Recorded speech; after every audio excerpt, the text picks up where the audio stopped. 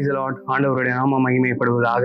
மீண்டும் ஒரு விசை உங்கள் யாவரையும் இந்த மார்னிங் டிவோஷன் வழியாக பார்ப்பதில் மிகுந்த சந்தோஷம். ஸோ இந்த டிசம்பர் மாசத்துல ஒவ்வொரு வீடியோலையும் அனலைஸ் யோர் செல்ஃப், உங்களை நீங்களே ஆராய்ந்து பாருங்கள் அப்படிங்கிற தலைப்பின் கீழாக ஒவ்வொரு வார்த்தையை குறித்து நாம் தியானித்து வருகிறோம். கடந்த வீடியோல பெர்ஃபெக்ஷனிசம், பரிபூர்ணவாதம் அப்படிங்கிறது ஒரு வியாதி.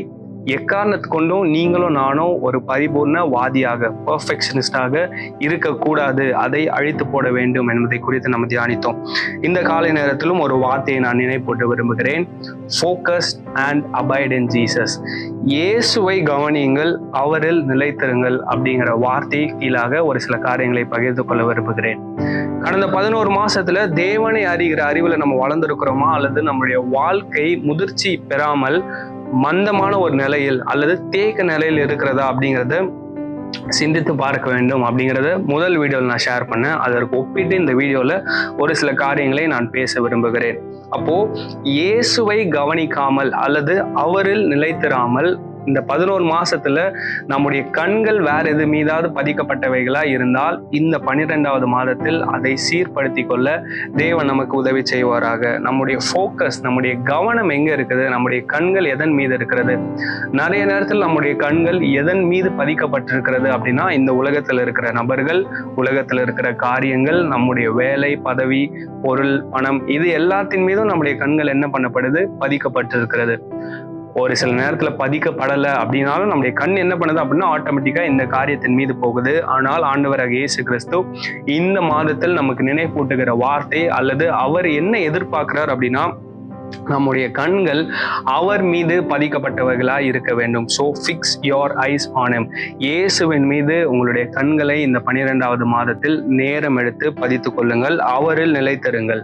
ரெண்டாவது, நீங்களும் நானும் செய்ய வேண்டியது என்ன அப்படின்னா, கொஞ்சம் பைபிளை ஸ்டடி பண்ண போறோம். அதாவது ரெகுலரா வாசிக்கிறதா தான் நான் சொல்லலை. இயேசு கிறிஸ்து எப்படியெல்லாம் வாழ்ந்தா, அவருடைய வாழ்க்கை முறை, அவருடைய லைஃப் ஸ்டைல் என்ன, அவர் என்னென்ன பிரின்சிபல்ஸ், கோட்பாடுகளை பின்பற்றினார் அப்படிங்கிறத கொஞ்சம் அப்படியே பைபிளை புரட்டி ஸ்டடி பண்ண போறோம்.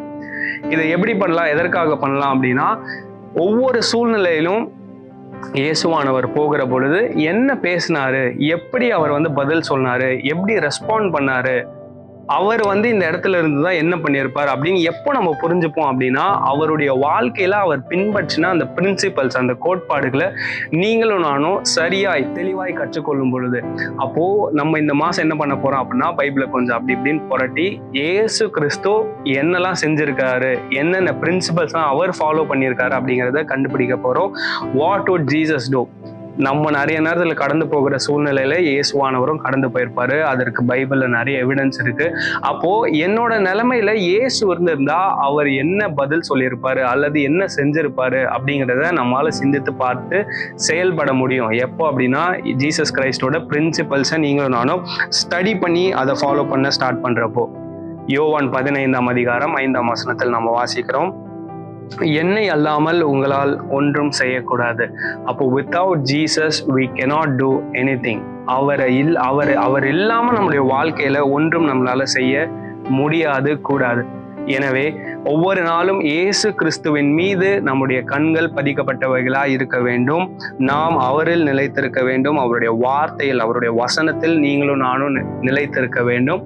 அவருடைய துணை இல்லாமல், அவருடைய உதவி இல்லாமல் நம்முடைய வாழ்க்கையில ஒன்றும் செய்ய இயலாது அப்படிங்கிறத இந்த 12வது மாதத்துல ரியலைஸ் பண்ணணும். நம்ம ஆராய்ந்து பார்க்க வேண்டும். ஒருவேளை இந்த 11 மாசத்துல நம்ம என்ன பண்ணியிருக்கலாம் அப்படின்னா, நிறைய நேரத்துல மனிதர்களை நம்பி இருக்கலாம், மற்ற நபர்களை, மற்ற பல விஷயத்தை என்ன பண்ணியிருக்கலாம் அப்படின்னா நம்பி ஏமாந்துருக்கலாம். ஆனால் ஆண்டவராக இயேசு கிறிஸ்து நினைப்பூட்டுகிற அல்லது எதிர்பார்க்கிற ஒரு விஷயம் என்ன அப்படின்னா, நம்முடைய கண்கள் அவர் மீது பதிக்கப்பட்டவைகளா இருக்க வேண்டும், அவரில் நாம் நிலைத்திருக்க வேண்டும் என்பதை ஆண்டவராக இயேசு கிறிஸ்து விரும்புகிறார். அதை மீண்டும் ஒரு விஷயம் உங்களுக்கும் எனக்கும் நினைப்பூட்டுகிறார். தொடர்ந்து இந்த வார்த்தைகளை தியானிங்கள். கர்த்தர் உங்களை ஆசீர்வதிப்பாராக. God bless you.